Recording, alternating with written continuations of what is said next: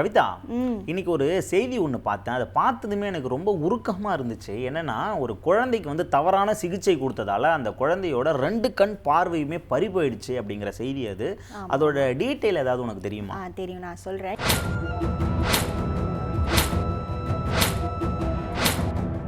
இந்த சம்பவம் எங்கே நடந்துச்சு அப்படின்னு பார்த்தீங்கன்னா, மத்திய பிரதேச மாநிலம் சாகர் மாவட்டத்தில் இருக்கக்கூடிய பாண்டா அரசு மருத்துவமனையில் தான் இந்த சம்பவம் வந்து நடந்திருக்கு. அந்த பகுதியில் இருக்கக்கூடிய பெற்றோருக்கு வந்து ஒரு 1.5 வயசில் ஒரு குழந்தை இருக்குது. அந்த குழந்தைக்கு உடம்பு சரியில்லை அப்படின்னு சொல்லிட்டு இந்த பாண்டா அரசு மருத்துவமனைக்கு இவங்க கூட்டிகிட்டு போகிறாங்க. கூட்டிகிட்டு போனோன்னே மருத்துவரும் வந்து ஏதோ சிகிச்சை அளிக்கிறாரு. கண்ணில் வந்து ஒரு சொட்டு மருந்து விட்டுட்டு சரியாயிரும், நீங்கள் வீட்டுக்கு போங்க அப்படின்னு சொல்லிட்டு அனுப்பிச்சி வச்சிடுறாங்க. அதுக்கப்புறம் வந்து நாளடைவில் அந்த குழந்தையோட ஆக்டிவிட்டீஸில் பல சேஞ்சஸ் தெரியுது. அதை வந்து இவங்க பெற்றோர்கள் வந்து கவனிக்கிறாங்க. அதாவது யார் வந்து நின்னாலும் எந்த ஒரு ரியாக்ஷனும் இல்லாமல் ஒரு மாதிரி அழுகிறது, இந்த மாதிரி நிறைய ஆக்டிவிட்டீஸ் வந்து அப்நார்மலாக தெரிஞ்சதுனால வந்து பெற்றோர்கள் வந்து என்ன பண்ணாங்க, மறுபடியும் ஹாஸ்பிட்டலுக்கு கூட்டிகிட்டு போகிறாங்க. அப்போ செக் பண்ணும்போது தான் வந்து உங்கள் குழந்தைக்கு வந்து நிரந்தரமாக பார்வை போயிருச்சு அப்படிங்கிற ஒரு அதிர்ச்சி செய்தியை வந்து சொல்கிறாங்க டாக்டர்ஸ்.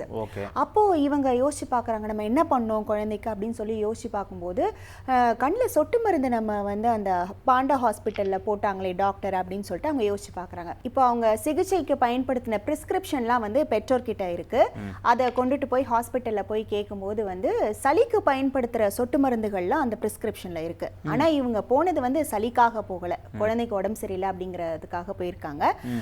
அப்போ தான் வந்து இவங்க கண்ணில் வந்து அந்த சொட்டு மருந்து போட்டாங்களே அப்படின்னு சொல்லிட்டு இவங்க சொல்கிறாங்க.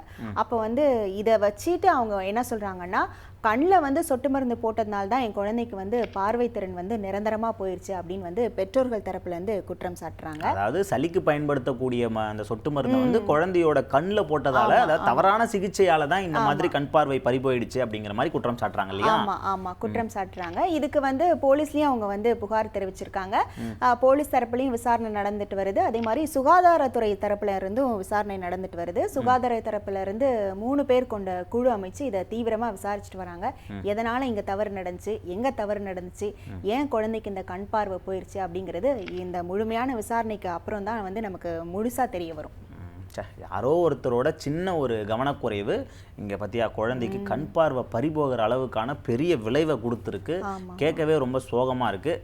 சீக்கிரமாக அந்த குழந்தைக்கு கண் பார்வை கிடைக்கிறதுக்கு என்ன ட்ரீட்மெண்ட் எடுக்க முடியும் அப்படிங்கிறத மருத்துவர்கள் யோசித்து கலந்தாலோசிப்பாங்கன்னு தெரியுது நினைக்கிறேன். சரிங்க மகளே, இதோட கடையை சாத்திட்டு கிளம்புறோம். மீண்டும் உங்களை சந்திக்கும் முறை டாடா பாய் சொல்கிறது நான் உங்கள் அருண் பாண்டியன். நான் உங்கள் கவிதா.